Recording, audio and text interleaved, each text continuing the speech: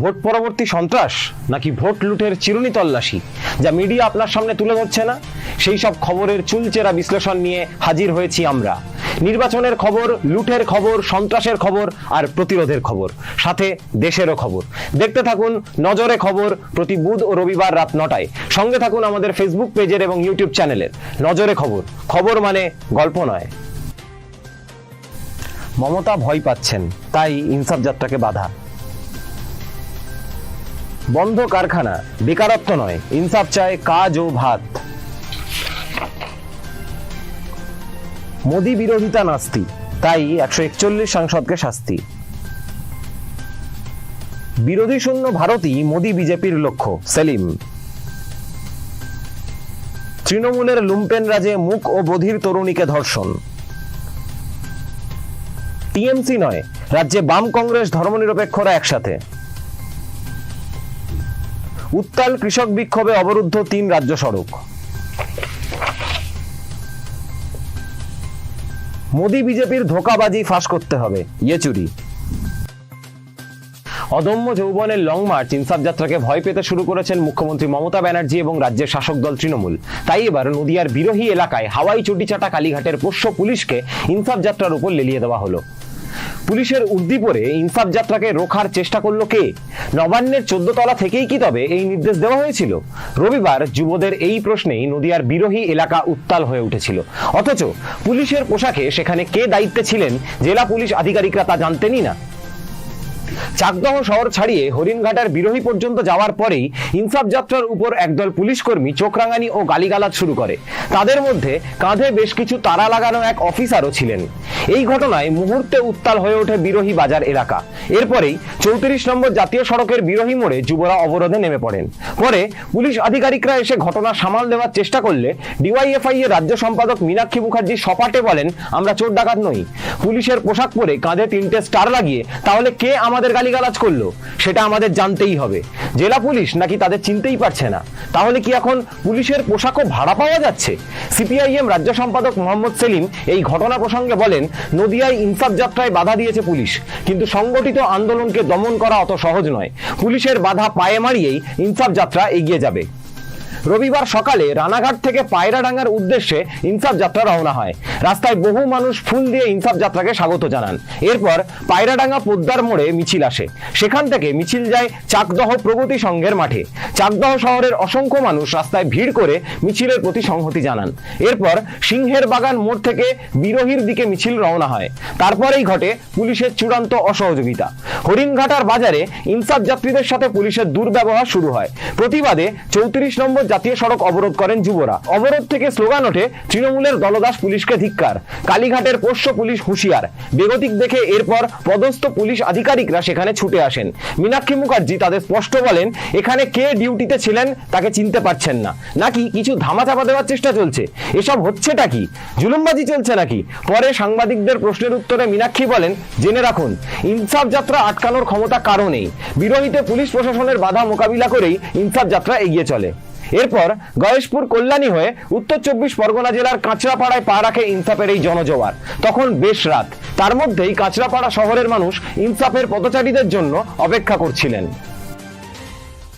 এই পথে পরপর বন্ধ কারখানা, এই পথেই লাগাতার লড়ে যাওয়া শ্রমিকের দিন যাপন। এই পথেই রাজ্যের বামপন্থী আন্দোলনের সোনালী রেখার কিরণে উজ্জ্বল একের পর এক জনপদ। লড়াই করে উদ্বাস্তু মানুষের টিকে থাকার ঐতিহ্য আজও এই এলাকার মেরুদণ্ড। এখানে এখনো বিজেপির সাম্প্রদায়িক বিভাজন আর তৃণমূলের দুর্নীতির বিরুদ্ধে বামপন্থার লড়াই জারি আছে। মঙ্গলবার ব্যারাকপুর থেকে টিটাগড়, খড়দহ, পানিহাটি, কামারহাটি হয়ে বরানগর, বেলঘরিয়ার পথে এগিয়েছে ইনসাফের এই লং মার্চ। এই যাত্রাপথে বন্ধ কারখানা, চটকল খোলার দাবি যেমন এসেছে, তেমনই উঠেছে কাজের দাবি, শিক্ষার অধিকারের পক্ষে স্লোগান। ইনসাফ যাত্রায় পথ হাঁটেন প্রাক্তন ছাত্রনেতা পলাশ দাস, শ্রমিক নেত্রী গার্গী চ্যাটার্জি, বিশিষ্ট চিকিৎসক ডাক্তার নারায়ণ ব্যানার্জি, ডিওয়াইএফআই এর সর্বভারতীয় সাধারণ সম্পাদক সম্পাদক হিমগ্নরাজ ভট্টাচার্য, রাজ্য সম্পাদক মীনাক্ষী মুখার্জি, রাজ্য সভাপতি ধ্রুবজ্যোতি সাহা সহ জেলার ছাত্র যুব নেতৃত্ব। এদিন কল্যাণী এক্সপ্রেসওয়ে ও ব্যারাকপুরের বারাসতগামী সড়ক পথের মোড় থেকে শুরু হয়ে বটতলা, চন্দনপুকুর বাজার দিয়ে 12 নম্বর রেলগেট অতিক্রম করে ইনসাফ যাত্রা বিটি রোডে আসে। টিটাগড়ে বন্ধ পড়ে রয়েছে কেন্দ্রীয় সরকারের এনজেএমসির অন্তর্গত কেনিসান এবং খড়দহ জুট মিল। শ্রমিক ছাঁটাই হলেও চালু আছে কেলভিন। এম্পায়ার জুট মিল চললেও শ্রমিকদের পিএফ এবং গ্র্যাচুইটি অর্থ বকেয়া রয়েছে। মাটকল জুট মিলের 80 ভাগই বন্ধ হয়ে গেছে রাজ্য সরকার অধিগৃহীত ব্রিটানিয়া ইঞ্জিনিয়ারিং, ঢুকছে জয়শ্রী কেমিক্যাল। বামফ্রন্ট সরকারের আমলে শিল্পায়নের উদ্যোগে গড়ে ওঠা টিটাগড় পাওয়ার জেনারেটিং স্টেশন বন্ধ। ছোট শিল্প কিছু ঢুকছে, বেশিরভাগই উঠে গেছে। তৃণমূলের রাজত্বে নতুন কর্মসংস্থান নেই, কর্মরত শ্রমিকরাও ছাঁটাই হচ্ছেন। সেই দুঃখ যন্ত্রণার কাহিনী শুনেই পথ হাঁটলো যৌবনের এই লং মার্চ। টিটাগড় পৌরাঞ্চলে টাটা গেট সহ বিটি রোডের দুই পাশে বিভিন্ন জায়গায় ছিল মানুষের জমায়েত। 47 দিনের ইনসাফ যাত্রা ঘিরে বিটি রোড জুড়ে ছিল আবেগ আর সংগ্রামের নানান খণ্ডচিত্র। খড়দহ পৌরসভার সামনে প্রাক্তন অর্থমন্ত্রী অসীম দাশগুপ্ত এবং খড়দহের নাগরিকরা ইনসাফের পদযাত্রীদের সংবর্ধনা জানান। সেখানে বক্তব্য রাখেন শ্রমিক নেতা সুভাষ মুখার্জি, প্রাক্তন যুব নেতা তন্ময় ভট্টাচার্য, এসএফআই সর্বভারতীয় সম্পাদক ময়ূক বিশ্বাস এবং এসএফআই এর প্রাক্তন নেতা দেবজ্যোতি দাস। খড়দহের কাস্টিং কারখানার চারপাশ এবং প্রতিটি মোড় লাল ঝান্ডায় সাজানো ছিল। পানিহাটি পৌরসভার সামনে সবাই ছিলেন প্রাক্তন যুব নেতা দুলাল চক্রবর্তী ও অন্যান্য নেতৃবৃন্দ।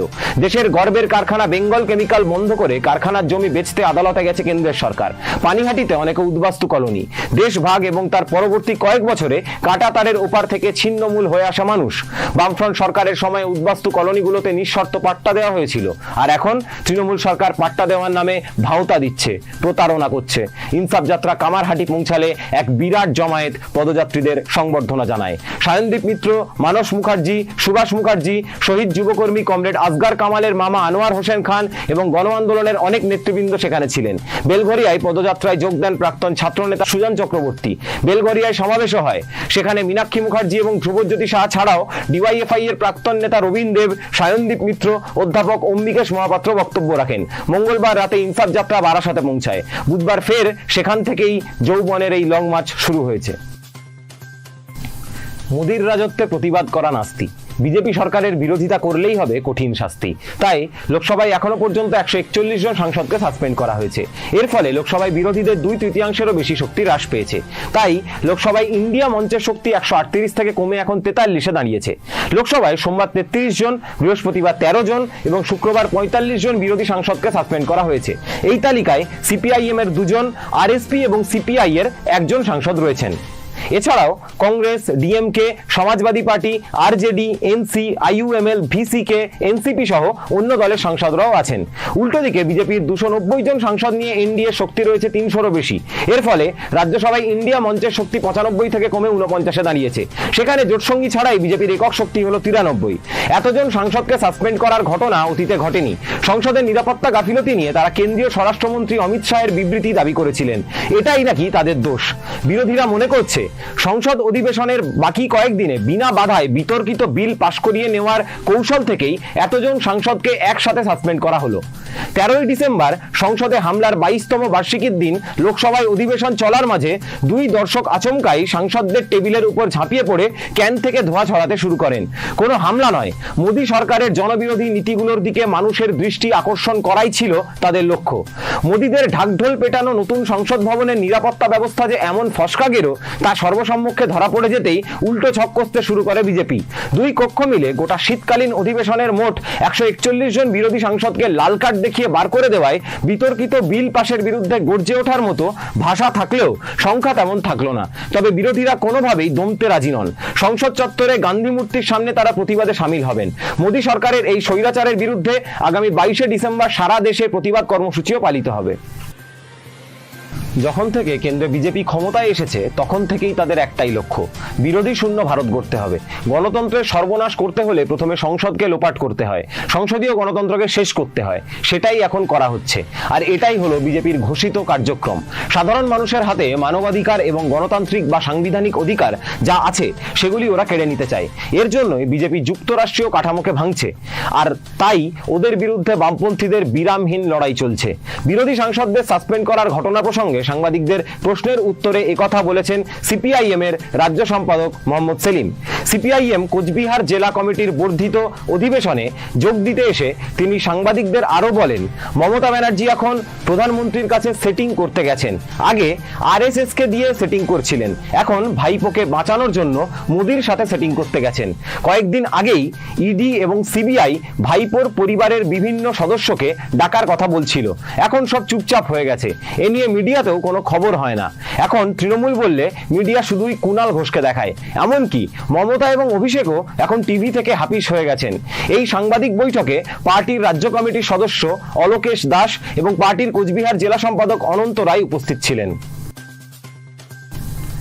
মমতা ব্যানার্জির মুখ্যমন্ত্রীত্বে এবং তৃণমূলের শাসনে রাজ্যের কোনো না কোনো প্রান্তে রোজ ধর্ষণ এবং নারী নির্যাতনের ঘটনা ঘটেই চলেছে।